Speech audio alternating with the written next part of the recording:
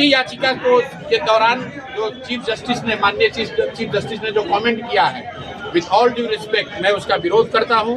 उन्होंने ये कहा कि आप चुनाव हार गए हैं तो यहाँ क्यों आए हैं।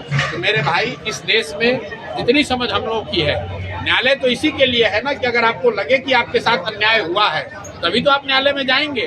अगर मैं जीत ही गया हूं तो न्यायालय में क्यों जाऊंगा। और अभी देखिए, वही कोर्ट आज जब तमिलनाडु में सरकार कुछ घोषणा कर रही है तो वही कोर्ट के चीफ जस्टिस बयान दे रहे हैं कि चुनाव को प्रभावित करने के लिए आप फ्री बीज क्यों बांट रहे हैं। फ्री बीज बांटिएगा तो देश कहाँ जाएगा। तमिलनाडु के लिए आप ये शिक्षा दे रहे हैं। और जब वही लोग, वही व्यवस्था बिहार में 10-10 हजार रुपए बांट रही थी, तब ना चुनाव आयोग को दिख रहा था ना न्यायालय को दिख रहा था। ये दोहरा मापदंड है। नमस्कार, आप देख रहे हैं सिटी पोस्ट लाइव। मैं हूं सृष्टि राज। प्रशांत किशोर चुनाव के बाद लगातार एक्टिव हो गए हैं। जी हां, बिहार नव निर्माण यात्रा के तहत जनसुराज अभियान के सूत्रधार प्रशांत किशोर समस्तीपुर पहुंच गए, जहां उन्होंने एक जनसभा को संबोधित करते हुए राज्य सरकार पर तीखा हमला बोल दिया। उन्होंने कहा कि मौजूदा सरकार ने चुनाव के दौरान जनता से कई बड़े वादे किए थे और कई झांसे देकर सत्ता हासिल की। अब समय आ गया है कि उन वादों का हिसाब लिया जाए। प्रशांत किशोर ने स्पष्ट शब्दों में कहा कि अगर सरकार अपने वादे पूरे नहीं करती तो वे और उनके समर्थक शांत नहीं बैठेंगे। हम लोग लोकतांत्रिक तरीके से आंदोलन करेंगे और जरूरत पड़ी तो सरकार को गद्दी छोड़ने पर मजबूर भी कर देंगे, उन्होंने ऐसा कहा। आगे वे कहते हैं कि उन्होंने आरोप भी लगाया और कहा कि राज्य में बेरोजगारी, शिक्षा, स्वास्थ्य और भ्रष्टाचार जैसे मुद्दों पर कई ठोस काम नहीं हुए हैं। उन्होंने युवाओं और किसानों की समस्याओं का जिक्र करते हुए कहा कि जनता बदलाव चाहती है और अब केवल भाषाओं से काम नहीं चलेगा। उन्होंने लोगों से अपील की कि वे जागरूक रहें और अपने अधिकारों के लिए आवाज उठाएं। इस दौरान प्रशांत किशोर ने सुप्रीम कोर्ट की एक टिप्पणी पर भी असहमति जताई। उन्होंने कहा कि कोर्ट ने टिप्पणी की थी कि आप चुनाव हार गए हैं तो फिर क्यों आए हैं। अब इस पर प्रतिक्रिया देते हुए प्रशांत किशोर ने कहा कि इस देश में जिसके साथ अन्याय होगा वही कोर्ट जाएगा। अगर हम जीत गए होते तो कोर्ट जाने की जरूरत ही नहीं होती।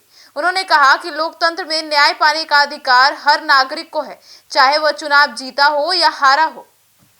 प्रशांत किशोर ने अपने संबोधन में यह भी दोहराया और मीडिया से बातचीत में भी यह भी कहा कि उद्देश्य बिहार में नई राजनीतिक सोच और जवाबदेही की रणनीति को स्थापित करना है।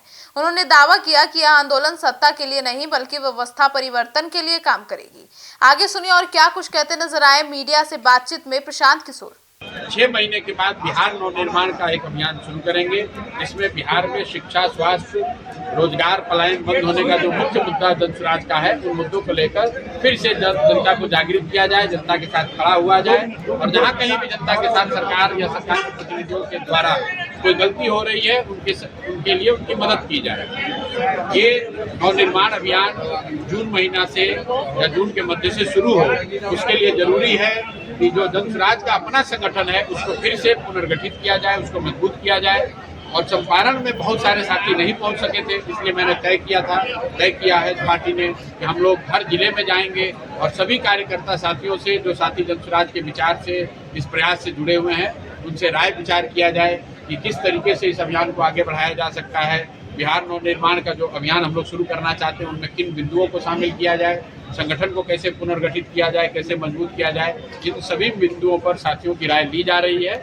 एक बार जब उनकी राय हो जाएगी तो एक विस्तृत जो नवनिर्माण अभियान का की जो घोषणा होगी उसकी घोषणा करेंगे, फिर जून से उस काम को शुरू करेंगे। बिहार में बिल्कुल रिजल्ट के खिलाफ सुप्रीम कोर्ट गए थे, क्योंकि हम लोग का ऐसा मानना है और आज भी मानना है कि जिस तरीके से 10,000 रुपये देकर चुनाव के समय में वोट को प्रभावित किया गया है वो अनैतिक है।